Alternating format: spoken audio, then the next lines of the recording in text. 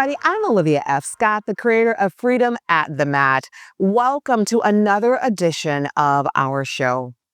I am thrilled today to be joined by Ayana Lage. Ayana is a Tampa, Florida-based woman who's a wife, a mother of two, a freelance writer with credits such as Glamour Magazine, Bustle, and Washington Post. And she's here to talk to us today about balancing postpartum and motherhood, really getting into mental wellness for mothers. She's an advocate, a longtime advocate for maternal health, mental wellness, and especially for those women who have experienced complicated pregnancies, miscarriage, and pregnancy loss awareness. Hi, Ayana. How are you today?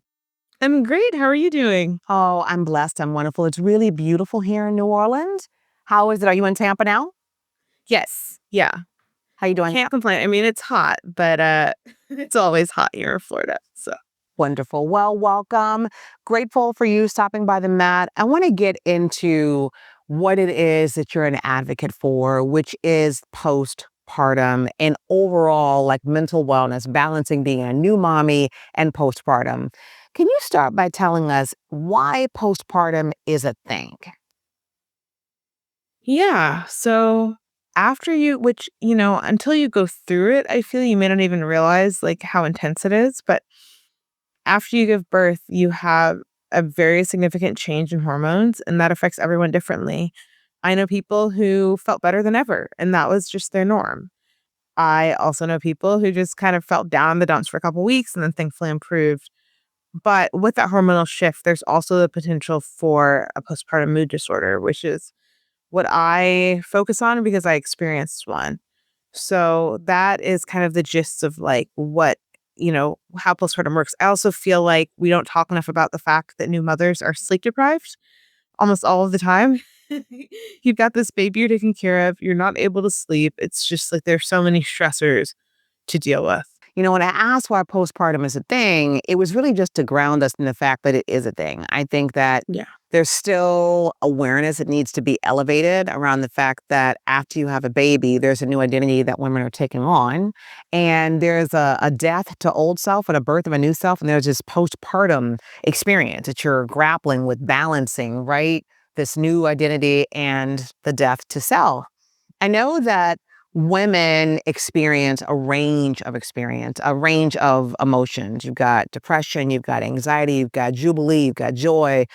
But then you have this psychosis as well. Can you define for us the difference between if you're experiencing depression, anxiety, and then psychosis after you have a child? From my experience, depression may be characterized by crying spells, struggling to get out of bed, wondering whether or not you deserve to be here, things of that nature. Postpartum anxiety often focuses on the well being of your child. So you may be convinced that something terrible will happen to them. I know that I struggled with a bit of anxiety in my last postpartum period and had a lot of fear about my baby, if he was breathing during the night, if he was okay, hesitating to leave the house with him. So I think that those are more hallmarks of anxiety, again, from my understanding and just my own personal experience.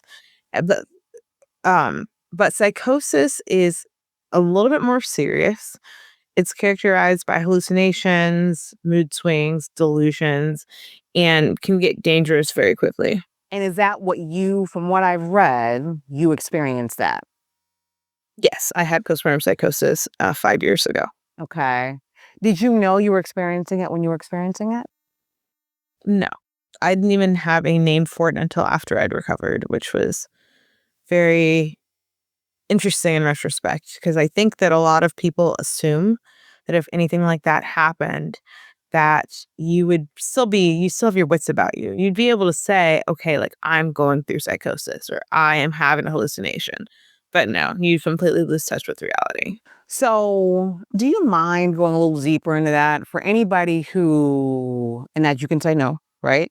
Um, for those women who are watching who are like, this is a little bit next level. And for you, you had to Indiana Jones it and find your way through it. But if you had to help us understand what you were experiencing other than hallucinations, what else was it like? Do you mind? Yeah, no, of course. Well, as I mentioned, the mood swings in the beginning were a huge sign that something was wrong because you hear so much after you give birth, it's going to be difficult, you're going to be emotional, but I thought it was normal. But to go from literally like laughing hysterically, like life of the party, to literally like 2 minutes later, like sobbing uncontrollably, like is a concern, which I didn't realize. Sleep deprivation is also a huge factor when it comes to psychosis, which again, I had no idea. I hadn't had a full night's sleep for 10 days by the time that I was hospitalized for the condition. I didn't know the importance of sleep. And then once we kind of started to clue in, my family started to clue in to like, hey, she hasn't slept in a really long time. By then I was so ramped up and like approaching psychosis that I was unable to sleep.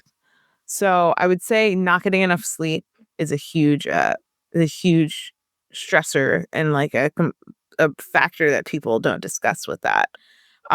But so I mean, I would say that aside from hallucinating and having delusions, like in the beginning, my biggest things were that I didn't feel tired and my mood was all over the place, like impossible to predict.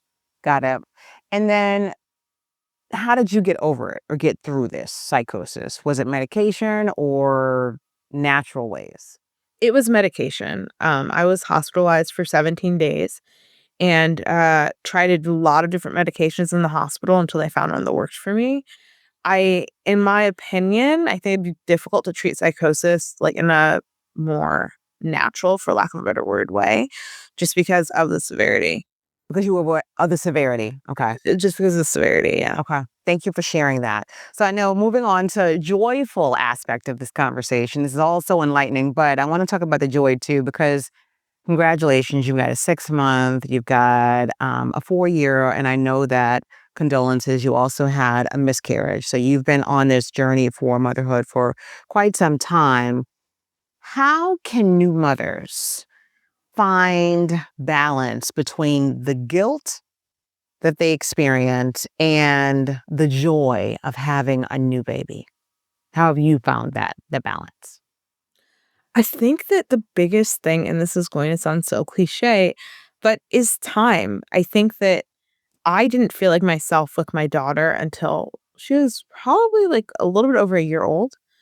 With my son, so I gave birth almost 7 months ago, and I feel like I'm just now starting to, like, feel myself, like, "Okay, like, I feel like me again." So I think that we put a lot of pressure on ourselves to figure it all out, and I kind of just had to realize, like, I have all these emotions. They feel conflicting, they feel overwhelming, but as I get used to this parenting thing, like, I'm going to start figuring it out more. So I think that talking to people about it, if you have any friends who've parented and can relate, that's a huge thing.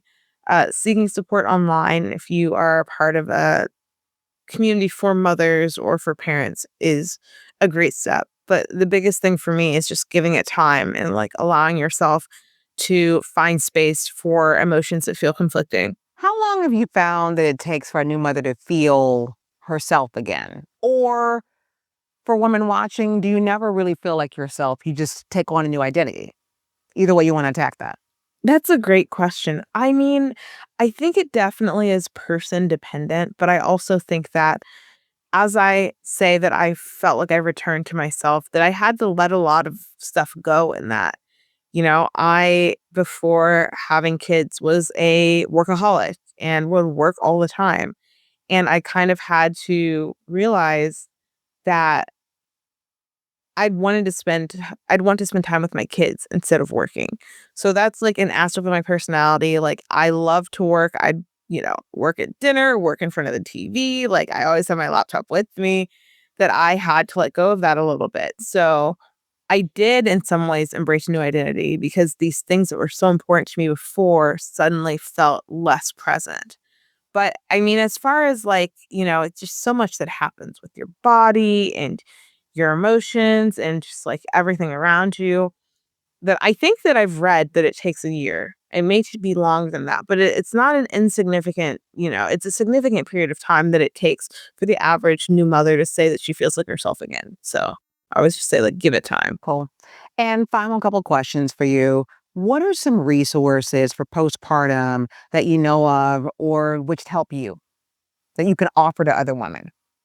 Yeah. So Postpartum Support International is a great group that I follow on Instagram. I've done like a couple of webinars for them, and they exist really to support parents, new parents, like who are having mental health struggles or in distress. So that's a great one to check out. This isn't so much a resource to find, but I would say that if you have the ability or the resources to have a therapist after giving birth, I think that's really, really valuable. I've had a therapist after both of my kids, and then through the miscarriage, I also had a therapist through that. And I think that it's just such an underrated resource and way to make sense of what you're feeling when there's like so much going on. Got it.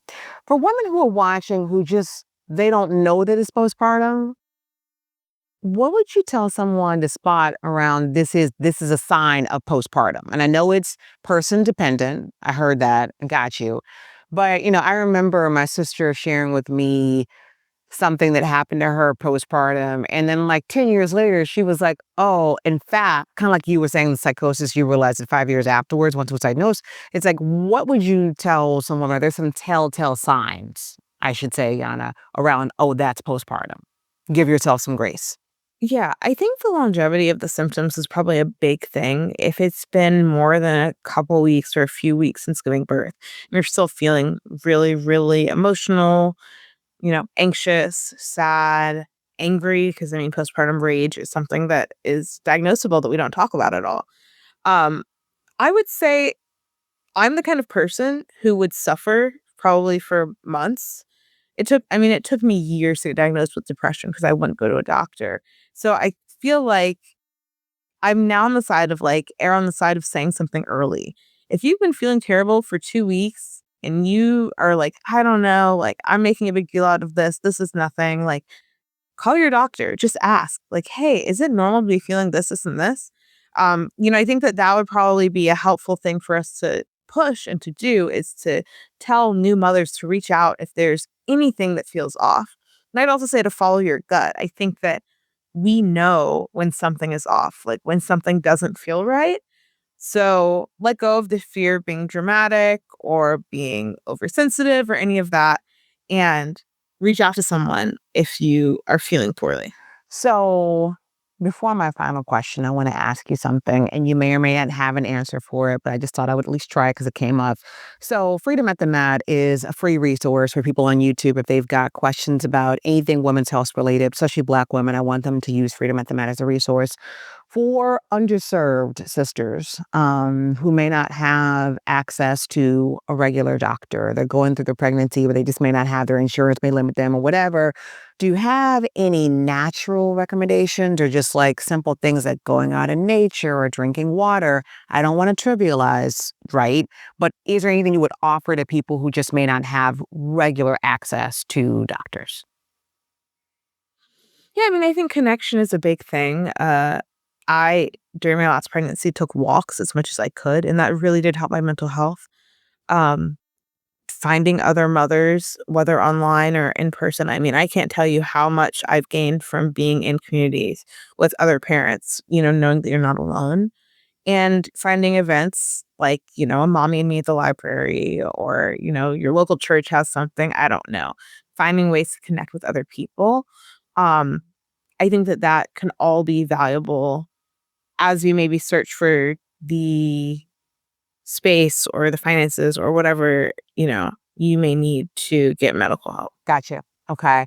And then my final question for you, I've looked on your feed and you're super excited about this new book that's coming out in spring 2026. Can you give us a little bit of information about the book?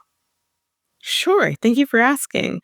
So, the book is about my journey through psychosis and the aftermath, and essentially how my life fell apart thanks to the psychotic episode and what it took to piece it all back together again. So, it's a collection of essays. I've put my heart into it, and I'm really excited to share with the world. Well, we are happy that you have an outlet to be able to bless others and help them be seen and heard through your experiences. So thank you for your boldness, right, in coming once you realize what was happening to actually share with the world. So thank you so much for spending time with us today. Everyone, if you are a new mother or you know a new mother and she's not quite herself, first of all, if it's you or if it's a friend, allow for grace to enter the room, giving yourself grace, giving other people grace as they're going through new motherhood. That's one thing. But if you do really experience some really difficult and unexplained emotions over a period of time, as Ayana was saying, we encourage you to find a doctor, get under the support of a doctor, get under the support of a therapist. And if those aren't available to you, do community. Community always helps no matter what. Do prayer.